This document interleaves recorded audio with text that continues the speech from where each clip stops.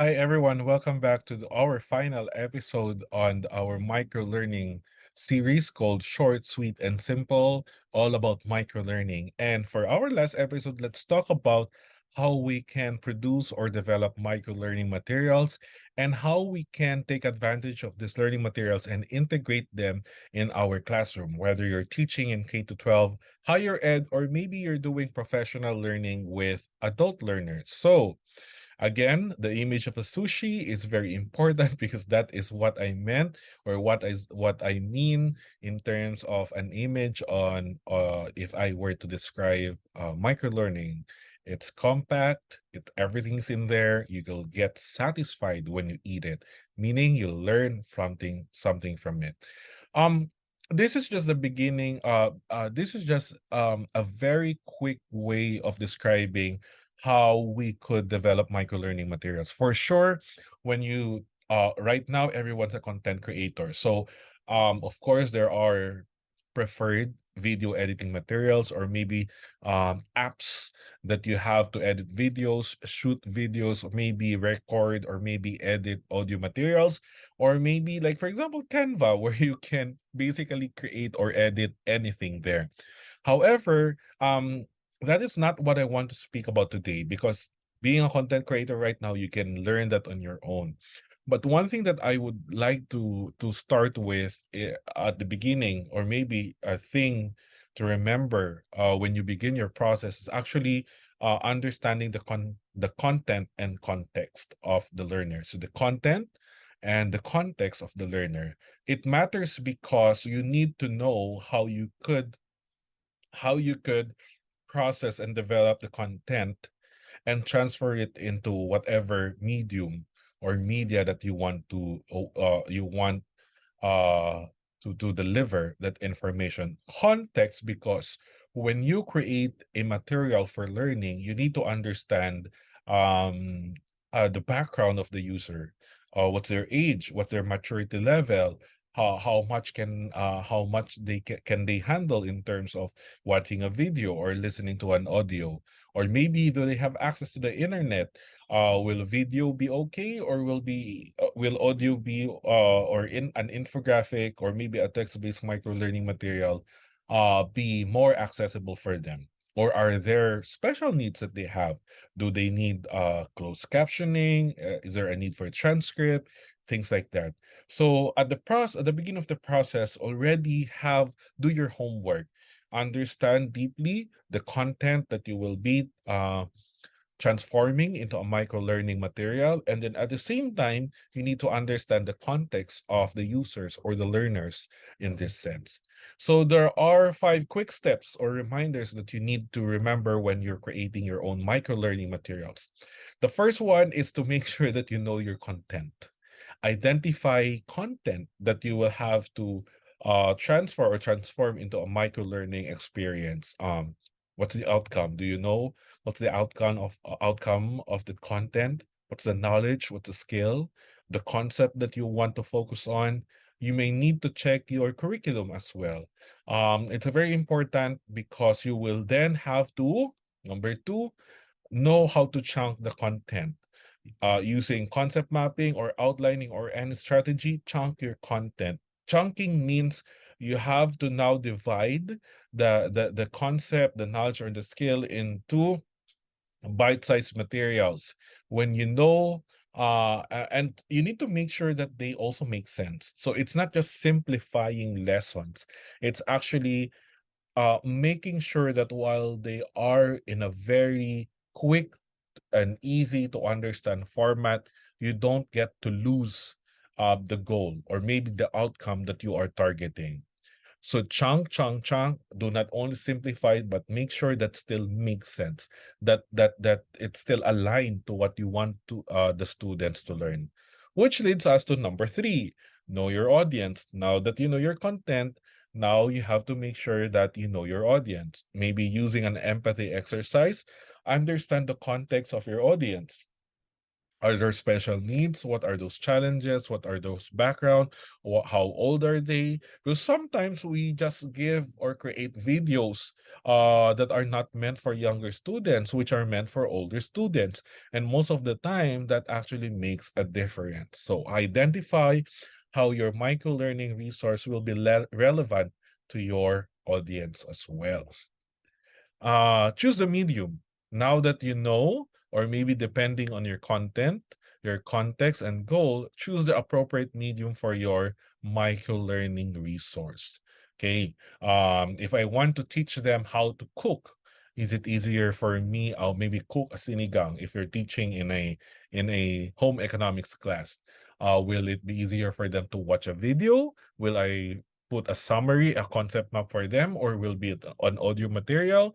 You choose, but make sure that's appropriate. The medium is appropriate for your content, context, and your goal for that day. Okay. And then once you have all of those things, now illustrate the plan. If you're creating a video, then do a script. Create a storyboard before you edit them. For audio, you may want to create a script that you can actually go use when you deliver the lesson. For text and images, you might need to draw a draft first.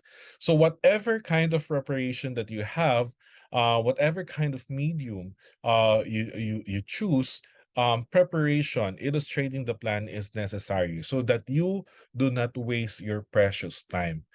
It's easy to learn content creation apps, like for example, video editing, or maybe using Canvas, or maybe using Audacity for recording.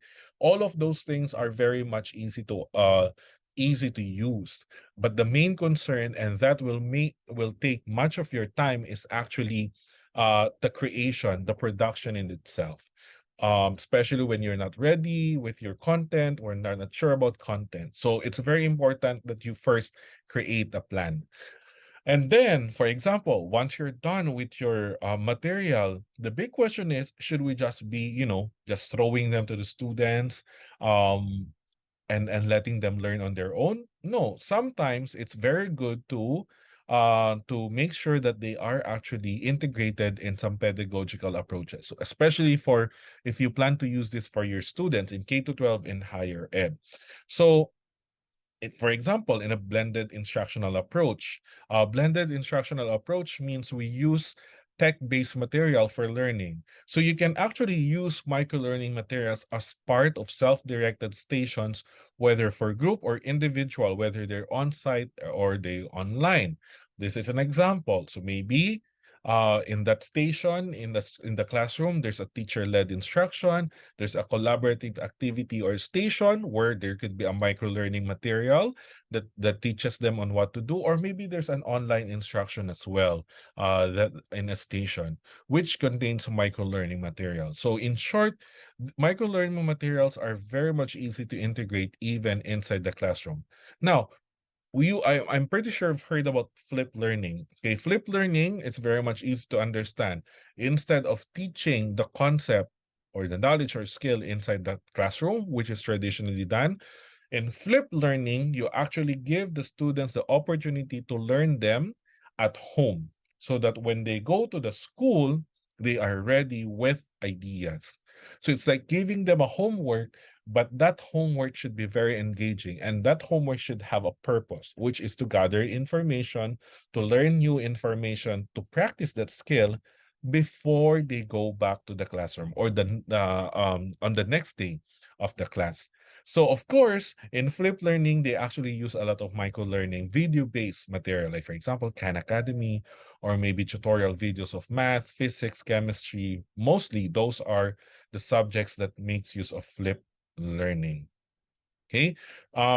In episode 2, we said that there are game-based micro-learning, and yeah, it's very interchangeable. You can use micro-learning materials for game-based learning or gamification. The perfect example that I gave was Duolingo.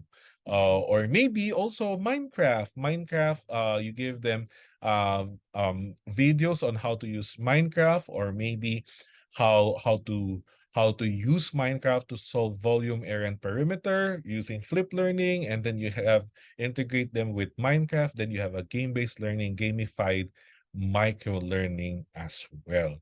Now, when we talk about pedagogical approaches or principle, we can also talk about personalized learning. And micro learning can help in that way.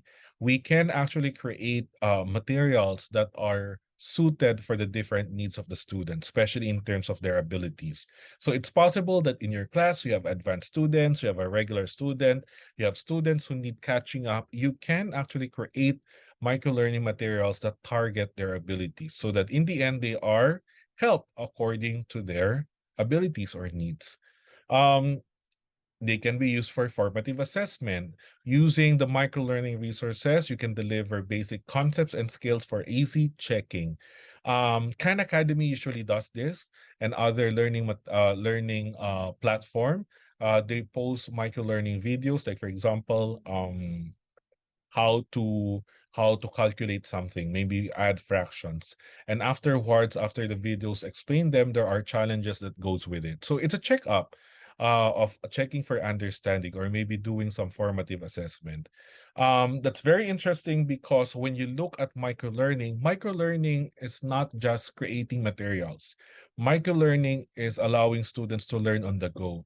But if we want to push the envelope in terms of making use of microlearning materials, we can actually integrate microlearning to different pedagogical approaches, especially for learning in the classroom, learning online, or maybe a combination, hybrid, or blended. So that's it. Thank you for being with me in the 3 episodes about microlearning. I hope you get to understand what microlearning is. And if you have any questions, make sure that you can actually send me. I'm on social media. I'm on Twitter. And of course, you can also contact PowerMac to help you understand more about creation of microlearning materials. Thank you, everyone, and God bless.